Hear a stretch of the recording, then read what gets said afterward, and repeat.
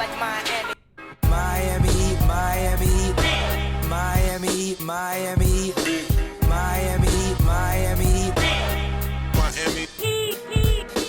Miami, Miami, Miami, Miami, Miami, Miami. It feel like Miami. Welcome to the Heat Podcast. I'm your host, Giancarlo Navas, and with me today, we had a guest, and I have misplaced our guest. Maybe my guest shows up. I don't know. Maybe they come on another day. We will see. I hope they come. Actually, I hope they kind of come another day so we can have a full show with them. I waited a bit, but hear ye. I am here. Guys, not a lot to talk about today, even though you might think there's a lot to talk about today. The Heat go down. Well, the Heat go up, I guess. I guess the Heat go down. How would you say it? Do the Heat go down 3-1 or the Heat remain up 3-1? I don't know how to say it. Whatever. The Heat are up 3-1. Coming off one of their more disappointing losses of the season. I guess given context, you could say, like, well, this game matters and not a lot of, those are games like a loss to Detroit at home. Who gives a shit? A loss to Orlando at home or San Antonio at home. Who gives a shit? A loss at home in the Eastern Conference Finals hurts a bit. A game that, the Celtic fans wanted Boston to be put out of their misery. Heat went up in that third quarter a little bit, and you kind of thought, okay, well, Max Strus's three gets blocked and ends up back in his hands, and he cans one. This is pretty joried. It was pretty jover. And we all kind of thought we were gonna march our way into the finals and face Denver. We thought we were gonna get the double sweeps, all that good stuff. That didn't happen. Miami let go of the rope. I'm gonna get into some of the stuff that Boston did, and we're gonna just kind of go through what happened. We got people on Twitter like Mr. Bill that think the sky's falling. We have other people. There's a lot of momentum talk on Twitter. Got out fighting with people. I'm fighting with Celtic fans. We're all angry again. We got Trilly spilling it positively, saying that, hey, listen, Boston wanted to be put out of their misery. Now they brought their hopes up. Now we can end them when they have a little fight in them. That's gonna be fun. I kind of agree. The Celtic fans got a little spicy today, arguing and stuff. So fun stuff out here. But let's talk about the game, guys.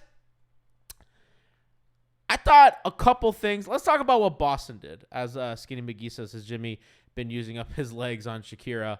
She was at the game yesterday. So unfortunate display in front of the Colombian icon. But let's talk about what Boston did right. I think one of the things that stood out to me, and Boston has been pushing pace the whole series. I don't think that's like a new thing. I just think they ramped it up like another 5%. And I thought Boston was even pushing off Miami makes. Like if a guy drove deep into the lane and got a layup and hit it, like Gabe Vincent hits a layup and falls over, they were inbounding quick and pushing down the floor. A lot of times people talk about like, oh, well, pace is good for offense. And sometimes that's good and sometimes that's not. To kind of explain why it's good in this scenario, Miami runs either they run their stupid zone, I hope you don't hear that thunder and lightning in the background. It is a fucking storm out here today. But when you play fast, you do a couple things. You give yourself more possessions, and if you think you're a better offensive team, you're going to have more chances to score. Now, I don't know if this is really the case this series with the way Miami's been shooting and everything, but if you're Boston, specifically against Miami, who loves to set their defense, because every team loves to set their defense. Miami likes to run their zone, especially when they have Cody Zeller or Duncan Robinson on the floor. Or they love to send a ton of help. That's like the Eric Spoelstra thing. They're like, fuck these shooters. We're going to send the guy on the weak side corner, the guy on the wing. Fuck it. Sometimes the guy at the top of the key, we're collapsing. Sometimes we're already there. Like, we're just waiting already there, like set up. Like, I don't care. Like, you're one pass away. Who cares? At Boston, and I saw Jaylen Brown make a comment that he's like, well, we're figuring some stuff out. I mean, in reality, like, the Heat have been running a lot of this shit forever. So it's like, I don't know what took you so long. But, they're pushing pace off makes and off misses. and that's getting them into their best offense. I think Rob Williams has been really good offensively for them, and I think kind of the more minutes he can survive. I don't think he's been very good on defense for them. I know the numbers back me up on that, and it just he looks very huntable. And I think if you're Jimmy, I think he's kind of proven that he's less of a problem than Al Horford. I think Al's kind of held up more defensively on both Bam and Jimmy. Rob kind of gives you that impact that he can make like plays and stuff, but I think Horford's like a lot more sound, and Horford does a lot of other stuff that we'll get into. But so I think the Celtics pushing pace kind of helped their offense find a little bit of life. I think they've been a little bit creative in how they're screening with Horford. Like they'll screen, like they'll run an action, and then Horford will kind of screen in the middle of the lane and kind of get a guy, because when they overload on the strong side of the ball. So Horford kind of sets a screen at the nail, and then when the defense has to shift back to close out on the shooter, they're a little stuck and jammed. And the Celtics did a lot of that, and I thought that kind of helped, especially because Tatum was such a threat as a pull-up shooter. So we talked about them pushing pace, kind of doesn't let Miami set their zone, doesn't let them send a lot of help, because when you're running really fast, you don't say your defense is just, it's 2-on-1 or it's 2-on-2 or whatever. There's not a lot of help to be sent. It's just like, fuck it, we ball. And they're doing that stuff in the middle of the floor. Skinny McGee said they realize passing works. Yeah, well, because they're giving themselves access to those passings by that screening. I think also like Boston made more shots, which naturally kind of allowed them to set their defense and force some more turnovers, which Miami turned the ball over more and force some misses to get out and run. So that's naturally going to help their defense by hitting shots, because they get to set their own defense, which is very good. Although I don't think they need their defense as set as Miami's does, kind of given all that we've talked about. But they realized that, they were much crisper on that one pass away stuff. They were they've been good in the short roll all series. I think they unlocked some stuff with Grant, with kind of they are always make sure that they have a shooter kind of one pass away off penetration, off any kind of shift and help. And I think because Boston's playing quicker, when that shift and help comes, they kind of dump the ball quickly, boom, boom, boom. I think a lot of it was they hit shots that they were missing. And if you're Miami, if you think back to game 2 against Milwaukee, not that they shot as well as Milwaukee, but Milwaukee shot really well. Miami didn't overreact to the Bucks shooting a lot, right? I thought Jason Tatum did a good job of making sure that Gabe Vincent was on him. Not even attacking switches, but like in transition, like Gabe had to pick him up because they were pushing pace. Stuff like that I thought was really beneficial to Boston. And lastly, I thought they figured some stuff out in the zone. Now, it didn't become a problem because Miami's zone gave them a chance kind of late in that second half. But Boston had done a couple things that they were getting good looks, and they've hit a couple buckets, and I thought that was interesting. The one thing, which was pretty obvious, was flashing Jason Tatum to the middle of the floor, and that's just a soft spot of the zone. Obviously the difficult part is the entry pass, because Miami plays, Caleb Martin and their wings up top in the zone. So really what Miami wants to do is with their wings, they want to pressure the entry pass. They want to pressure ball handlers. So once Boston was kind of able to make that pass as Tatum flashes into the middle of the zone, that's a turnaround jumper over small help, because then Miami's guards are in the back of the zone. So that help, the guys at the top of the zone aren't going to be able to contest that shot. The guys that come from under up are not really going to be able to put up a good hand. That's Gabe Vincent and stuff like that. So pretty effective for Boston. They were also screening in the middle of the lane on the baseline of the zone, which I thought was really kind of fruitful for them. So like Horford or Williams or even Grant Williams, so they'll screen and then somebody will kind of cut baseline to baseline. In reality, really similar to stuff Miami does, when teams play man against them. He'd do that a lot, right? Somebody will screen and then Bam will go kind of baseline to baseline. Or he kind of take a defender out of the lane for Jimmy doing that, kind of get to the other side. So he's a pass away at the dunker spot. So those are kind of the things that I saw Boston do that I'm like, okay, they did a couple things that made some sense on offense.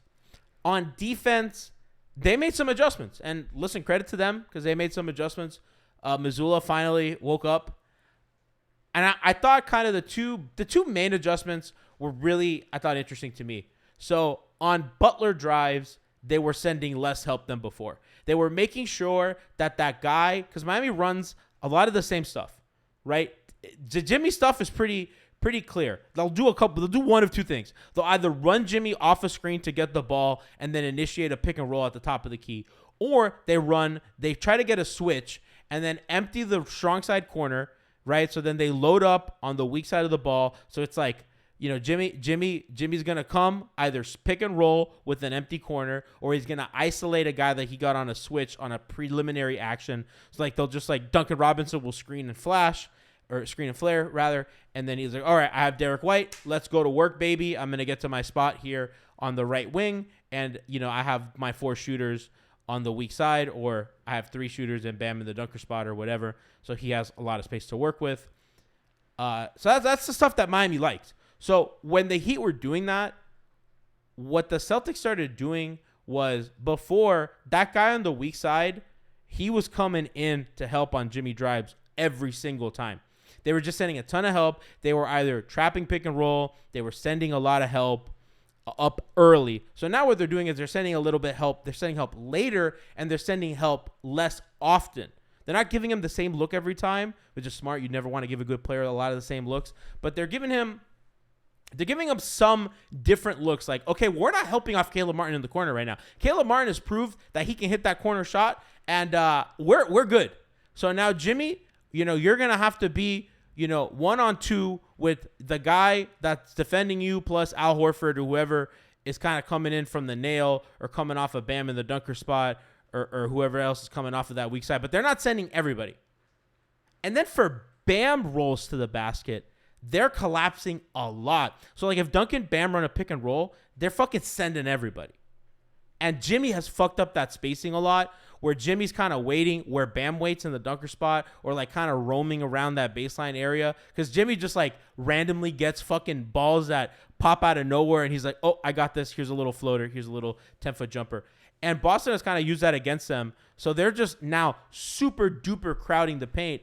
And you would think that Bam's a good enough passer. The problem is that like they're making it difficult for the non-Jimmy pick and roll handlers. So that's Strus, that's Lowry, and that's Duncan, and Vincent. Although I thought Vincent handled it really well. I think Gabe runs a really nice 2-man game with Bam, and Gabe's not really concerned with some of those other dudes on the far corner. He's just really focused kind of on getting into a spot.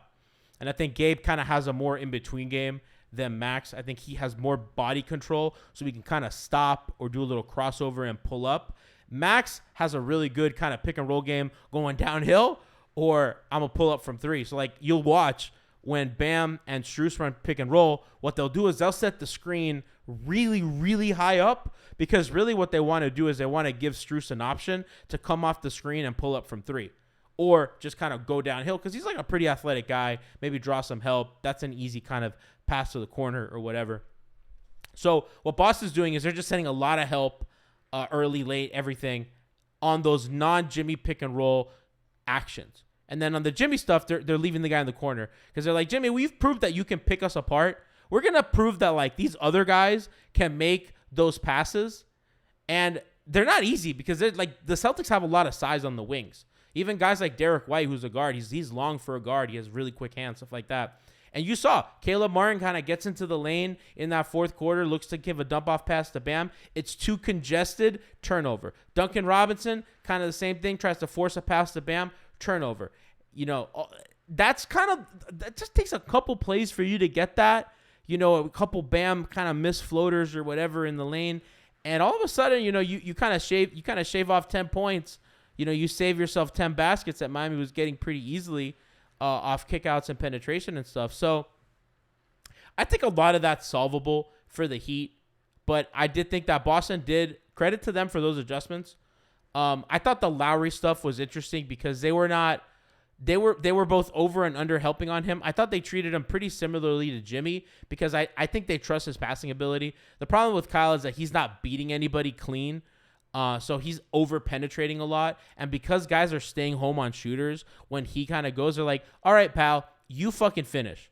And I think that's kind of been the problem with Kyle the last couple games. And I thought that was a good adjustment. They're like, all right, man, you beat us. Like you beat us in pick and roll. Apparently my guest never got my call link. But as I go to address that, sorry guys. As I do that, but sorry. I don't like to have dead air. Okay, well, that's settled back. So that's kind of like that. That's kind of that's kind of it. That's kind of where I am, and I'm not too concerned.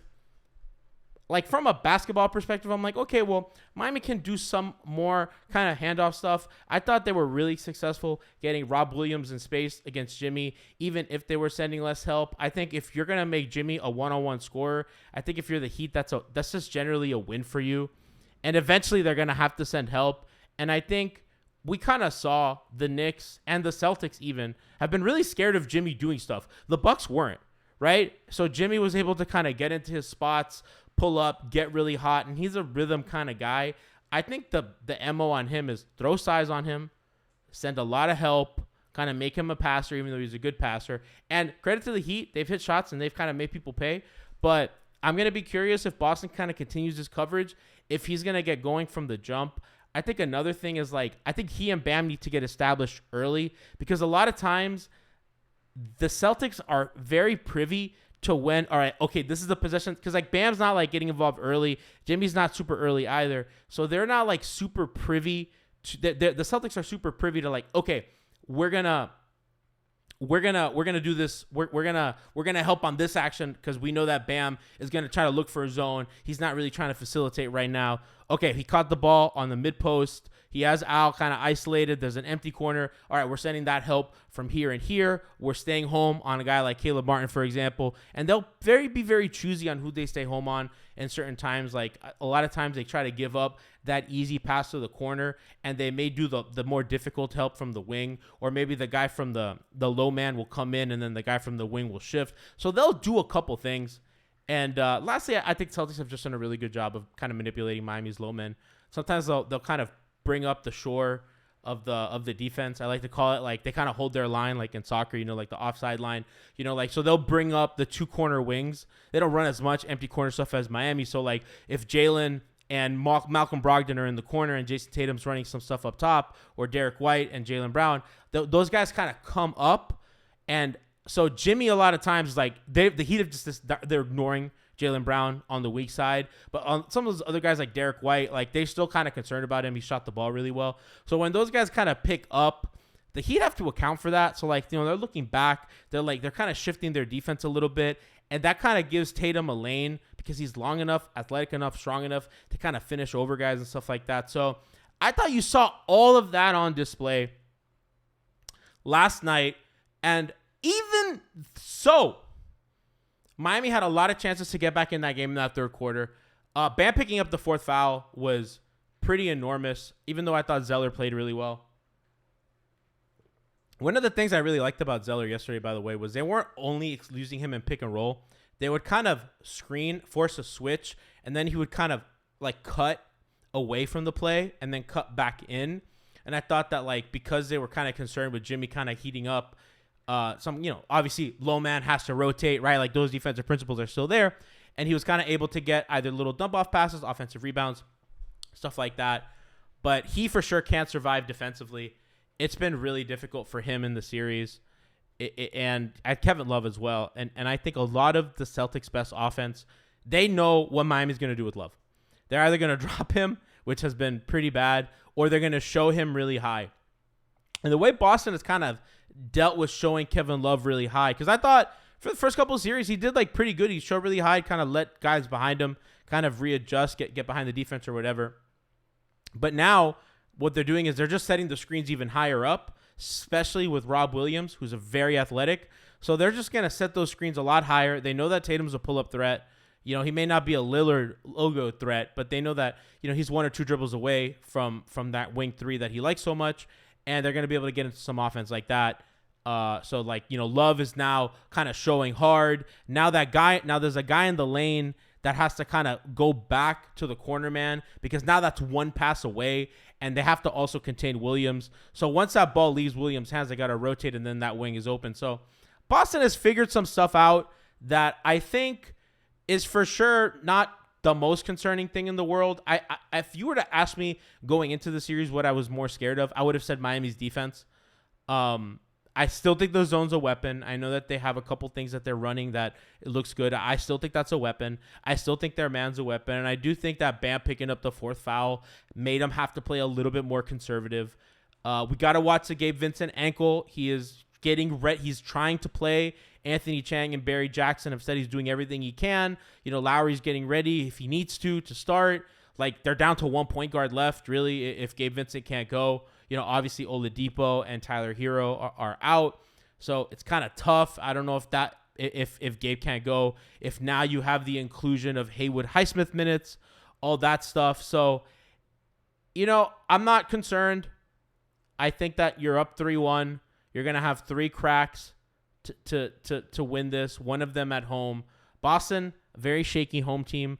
With that being said, I kind of expect Boston to come out and either win Game 5 or it'd be very close. I mean, you have a game at home for your season, and I think that kind of instills a little bit of confidence. Kind of get, if you're the Celtics, you can convince yourself, okay, well, we just get this one at home, and then we just have to steal one road game and we get a Game 7 at home. So I can understand like the mindset of Boston of like how they can talk themselves into this. But if you're the Heat, you're just like, we have the best coach in the NBA. We have Jimmy Butler, who's, by the way, due for like a 40-point Himmy Butler type explosion game when you won. And let's not forget, last year in the Eastern Conference Finals, Game 6 on the road, save your season, facing elimination, Jimmy Butler went into that building and dropped one of, if not the greatest Heat playoff performance that any of us had ever seen. Kyle Lowry with a bum hamstring came up huge, which, by the way, he played like total ass yesterday. I'm not going to hide. I know that that's my guy, and I talked about it on Hangover Time. Shaban and I talked about it a bunch. Super over-penetrated, just really didn't have a plan. I thought Boston staying home on all those shooters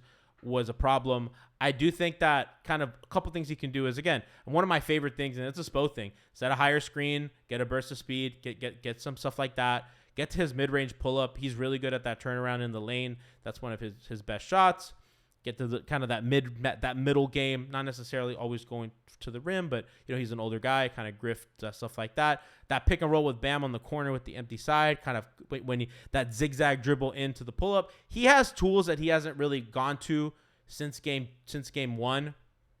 But in reality, since the first half of Game 1, really that second quarter, he's only had really one good offensive quarter. He's done other things. I think he gets Miami going quick. He gets them down. His playmaking has actually been super up this series, which I think is really important. And a lot of that is getting guys in transition, getting them on hit-aheads. Because for as much as like we talked about the Celtics running, I think the Heat have made that a priority as well, to run, to move, all that stuff. C-Shade 50 says some in-division news. Clippers GM goes to the Wizards as president. So the Wizards give up on their Masai Ujiri Odyssey. Yeah, so that's interesting. Got somebody in chat saying Celtics in 7. I don't know if you're a Celtic fan or you're gutless. Either way, it's funny. But that's really where we are. I think that's where we are in the series. I don't think there's too much. I think Spo has I think Spo still has cards to play. There's, again, a starting lineup change. I think there could be Caleb Martin in the starting lineup. Less Kevin Love. I still think, by the way, I think there's a world where Highsmith can still make an impact this series. I think if the Love minutes are too untenable, he might not be able to play this series, especially now that Boston has gone one big. And maybe you start Caleb Martin or you start Haywood Highsmith so you don't mess up your rotation. And chat's laughing, he's probably a Celtic fan, but I just think the Kevin Love stuff has been pretty bad. Every time I watch any film of him on the floor, Boston has done a really good job of attacking him, putting him in pick and roll. Like I said, baiting the hedge really, really high up top, forcing Miami's backline defenders in rotation. And the problem is a lot of times those guys behind Kevin Love that are in rotation, it's like Max Strus and Gabe Vincent. It's not Jimmy and Bam. And that's been the key thing that Boston has done is we're going to run these actions with those guys out of the picture. They kind of keep them on the other side of the floor, or they kind of manipulate the spacing so that, they kind of pick who's the help guy on those actions given what Miami doing. So obviously maybe the Highsmith stuff's a little ridiculous. I don't know. I think there's a place for him in the series still, and we've seen some crazier Spo things before. Spo dusted off Duncan Robinson in the middle of a fucking series against Milwaukee. So we'll see. Again, fans shouldn't be too concerned. I like what Chef Trilly said. He goes, if Miami gets forced to a Game 7, then I'll start sweating. But you're gonna have Game 6 on your home floor. Boston's a really good team. I think thinking that you're gonna sweep them could have been a little presumptuous, but. And I know everybody likes to shit on Mazzulla, but I like I said, I just kind of highlighted. I think some of the stuff he's done has been really effective and made sense. Worked in that game, and Boston hit a ton of shots. I think Miami shot 25% from 3. I'll go through the numbers. That's even worse than their shitty regular season average. And Boston shot over 40. So, of course, it's going to be tough to win under their circumstances, regardless. And you lost a turnover battle. So, yeah, Miami shot 25% from 3. Boston shot 40% from 3. And Boston put up 13 more threes than the Heat did. He did win the free throw battle, which is huge under a Scott Foster game. He shot 28 free throws to Boston's 18. But Boston was a jump shooting team yesterday. And that's always kind of been the knock on these kind of the Celtic build is that they don't really get to the paint and the lane that much. They don't get a lot of free throws. So, we'll see kind of going into Game 5. Clean up the turnovers, obviously, that goes without saying, and that's a lot on Bam. And we talked, like they know they're going to be ready for that kind of help that Bam's going to see. And this is where good and great coaches kind of differentiate themselves. If you're Spo, you have a plan for that, and you watch the film and you kind of build in releases in your actions to kind of give you a chance. And if you're Mazzulla, if you're a great coach, you're ready for what Eric Spoelstra is going to be ready for. As we've seen with Spo in this series, I know Zach Lowe talked about it on his pod. It was pretty interesting how like Miami would kind of, when they'd ISO Derek White on an empty corner, they'll load up on one side of the ball. They'll have like 4 defenders. And then Boston was just like kind of sending one of those guys to help while the other guy zones up. Then Miami was doing like really interesting kind of screening and cutting actions with like Bam to kind of force to suck an extra defender out. So now they can't zone up anymore. And then, oh boy, Caleb Martin's open. So Eric has been ready for the task. He's obviously been incredible all playoffs long. And Mazzulla is finally kind of doing some things that have worked for his team. So we'll see. We'll see how this goes. And yeah, I hope the vibes are better, man. I hope we have better vibes on Heat Twitter. I hope you guys aren't like so scared anymore. I don't really understand why we're panicking all the time. Come on, it's only one loss. This is what Heat in 5 looks like. If I would have told you Miami goes up 3, if Miami goes back to Boston up 3-1, you all would have been thrilled. It doesn't matter. At the end of the day, it doesn't matter the order in which it happens. At the end of the day, it happens, right? You're going up 3-1, going back to Boston, same position you were against the New York Knicks. You're going up 3-1, on the road again. Even if you lose, you're going to have a chance to close that out at home. And don't, they're good. Jimmy thinks he's fine. I think he's fine. I trust Spo. I do think there's some room to improve, and I think some of the shooting should progress. I hope. Less, and I get that people think that maybe and I've seen a couple people use this analogy, and I used it myself. There's a feeling that the clock might strike midnight on what's going on with this team, with the Gabe Vincent shooting, with the Caleb Martin playing like Paul George, all this stuff, even sometimes to an extent, Jimmy's kind of Nova performances, the resurgence of Duncan Robinson, right? Like there's a feeling that will this, is this Cinderella run gonna last past midnight? And I think Heat fans that get mad at that, like everybody was mad at Amin El-Hassan for saying like, well, Tatum can out talent you, and that's not to say that Butler can't do that, but like for sure, like Boston just has like, they have like a deeper team and stuff. Like that's not. We were like all complaining about these guys all season. Like, we shouldn't like pretend, but I think that these guys have kind of had 2 playoff runs to prove to you that they're tough. They know what to do to win. Really, I mean, and even guys like Duncan, who I think his pedigree in the playoffs has been pretty earned. He plays really well in that bubble run and now this run. Stuff like that. We got people in chat saying, Dad sent me a text of clock striking midnight last night. Told him Heat in 5. That's having the guts, man. So there's that feeling of that going on. But we'll see. We'll see. We have game 5 tomorrow. That is Thursday. And yeah, I hope y'all vibed with me. Had fun here. Kyle Lowry agenda took a hit last night. Everybody's really mean to him when he doesn't play well, so we'll see. And guys, 10 years of Miami Heat beat.